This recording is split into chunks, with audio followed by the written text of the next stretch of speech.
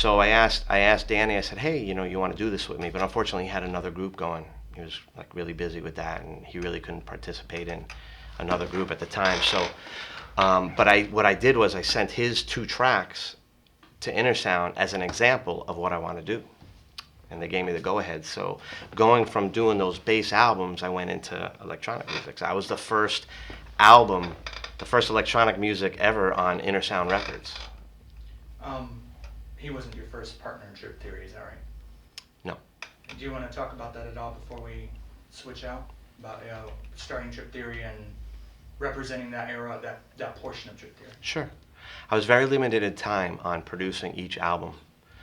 So basically, I was recording some of the bass stuff in this guy's studio. His name was Dan Warren. At the time, he was very into techno music also, and he had these 2 tracks that he let me hear. I was like, oh, those are pretty good. I like those, And I think I had like a month or so to knock out one whole album, which was like a lot for me, at the time. So I was like, you know what? I'll buy those 2 tracks from you. I'll pay you $1,500 for those 2 tracks. Let's put it on the album. I'll make sure, rather than you charge me any money for studio time, I'm gonna pay you $1,500.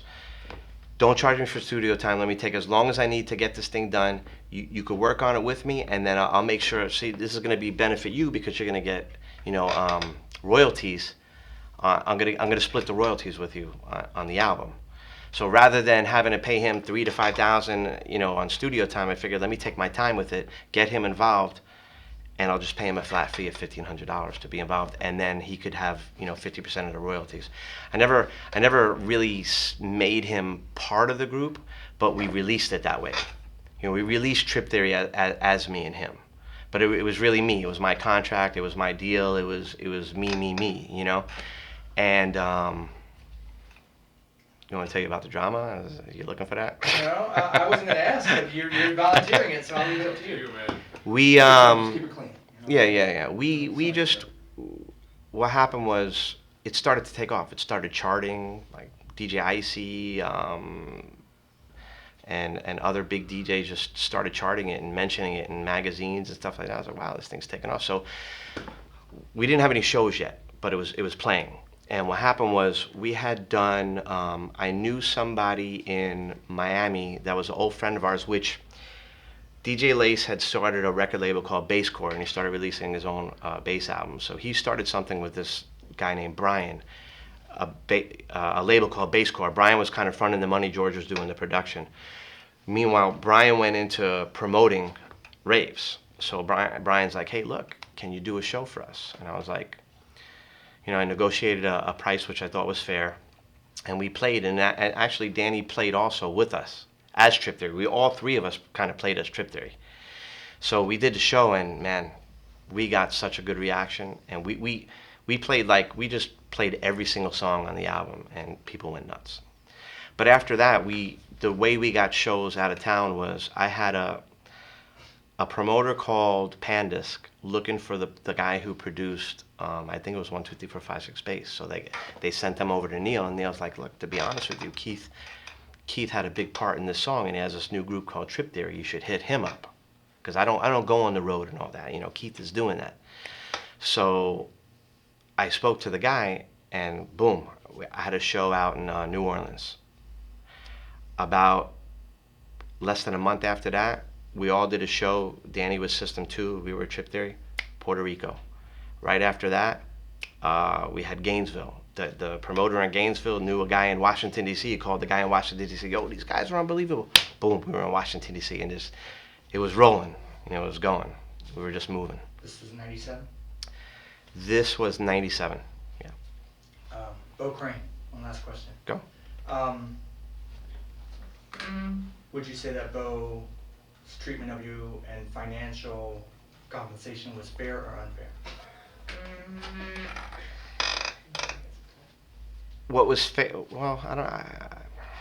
Wow, this is a tough.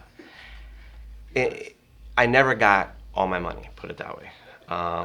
In the end, I always had to, for the most part, bring a lawyer into it just to get my money. I mean, that was just the bottom line.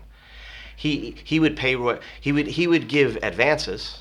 You know, I'd give it an advance for everything that I did, but it never equaled to my royalties on my statements never equaled to what I was due, and I just never got the checks that I was due without bringing a lawyer into it. Hey, real quick. Tell him how you used to bring the calculator in and challenge his accountant. That's funny. That's really funny. As a matter of fact, yeah, I had so many issues with it, I didn't need my lawyer anymore. You know what I mean? One day I walked in, you know, my royalty statement was off probably, I think like 10 to 15 grand. So I walked in, I had a backpack, I had a calculator in the back and a pad and everything, and I sat down, and he says, no, everything's right. It wasn't Bo, it was his accountant, you know, that I was sitting down with, and I sat down with him, and I proved him wrong. I proved him wrong, and I got that money. I'm real surprised he actually admitted to it. Huh? No, we call him stats. See, this guy with you with the history, with the memory, this guy has the numbers. You're not the first to say that when the CFO stepped in Pandisc, that's when it changed. Sheldon. Before. Well, Sheldon's the one that I went head to head with on the He was a accounting. cocky little bastard. Yeah, he knew his stuff, but you know, he knew his stuff, and he, you know, a lot of us didn't know our stuff. You know what I mean? I mean, I know stories that people like Crazy Legs and all those people that they never got paid. I mean, they would go in and they would scream and yell, and then this is what I heard. You know, they get a $500 check or $1,000, and then they're happy again for a little while. You know what I mean? Some And that's were what young was and going on. restless, though. Yeah. Oh, yeah, that's- Young and the Restless. That all you're talking about the story with the gun in the office. That was before I got there as 2 BMF. Yeah, yeah. But I heard that story. Yes. And that's apparently why he moved his office. Yeah. I think that sums up the Beatmaster Wizzy portions.